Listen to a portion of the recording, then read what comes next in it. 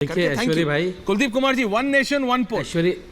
ऐश्वर्य भाई, हाँ, ममता दीदी तो कल नाराज हो गई कि राहुल गांधी ने इंडिया का मंच इस्तेमाल कर लिया अडानी पे वार करने को।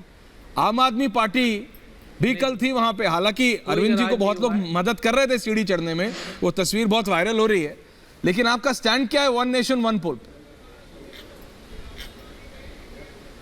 देखिए पहली बात तो ये कि आप कितना भी कुछ भी कर लीजिए या बीजेपी कुछ भी कर ले, जो मैं क्या कर रहा हूं, कभी पूरी नहीं होगी।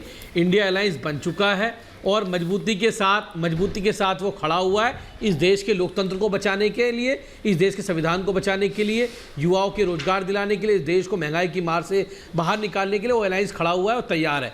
दूसरी बात आपने कही जो वन नेशन वन इलेक्शन की बात है, तो मैं वो बात तो मुझे तो तब पता होगी, सुधांशु जी को भी नहीं पता, इनको भी जानकारी नहीं है कि उसमें होना क्या है, इनको क्या इनके किसी केंद्रीय मंत्री को जानकारी नहीं है, ओम बिरला साहब को नहीं पता उस सेशन में क्या होने वाला है, ये किसी को नहीं पता उस सेशन में क्या होने वाला है, क्योंकि वो मोदी जी के द्वारा एक फैलाया हुआ प्रोपगंडा, एक सुबुका है जो छोड़ दिया गया है, उसके बारे में किसी को कुछ नहीं पता। अगर पता है सुधांशु जी को तो बता दें कि क्या ड्राफ्ट लेके आ रही सरकार उसके ऊपर, या क्या सदन में आने वाला है वो उसके बारे में बता दें।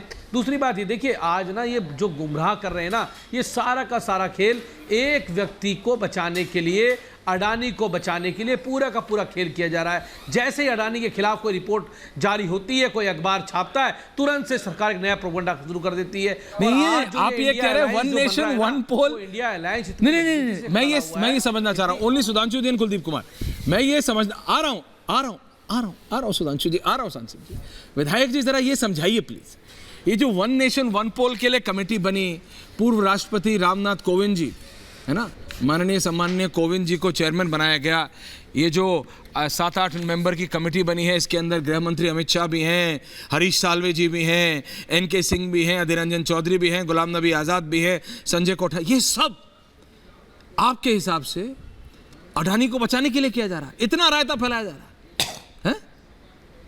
ये आप कहना चाह रहे हैं कि ये सब अडानी को बताने के लिए किया जा रहा है? बचाने के लिए देखिए, अडानी को बचाने के लिए तो ऐश्वर्य भाई, अडानी को बचाने के लिए तो प्रधानमंत्री किस हद तक जा सकते हैं, अच्छा? आप सोच भी नहीं सकते। सोचिए, जो प्रधानमंत्री क्वांटम दिलाने के श्रीलंका चले जाए, बांग्लादेश चले जाए, वो ये तो कमेटी बहुत छोटी बात है। लेकिन दूसरी बात ये, बहरहाल में उसके ऊपर नहीं जा रहा।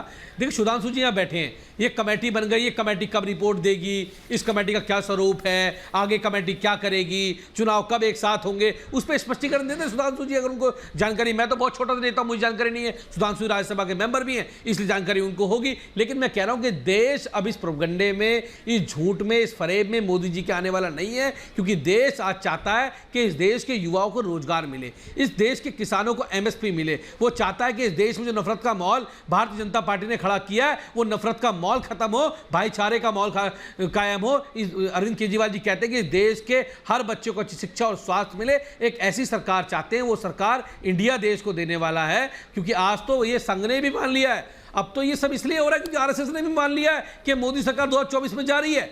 ये वो भी कह चुके हैं आरएसएस वाले, सारे सर्वे की रिपोर्ट भी इनकी। ये कौन सी रिपोर्ट है जो आरएसएस की आम आदमी पार्टी के पास पहुंचती है और सुधांशु जी आपके पास नहीं है?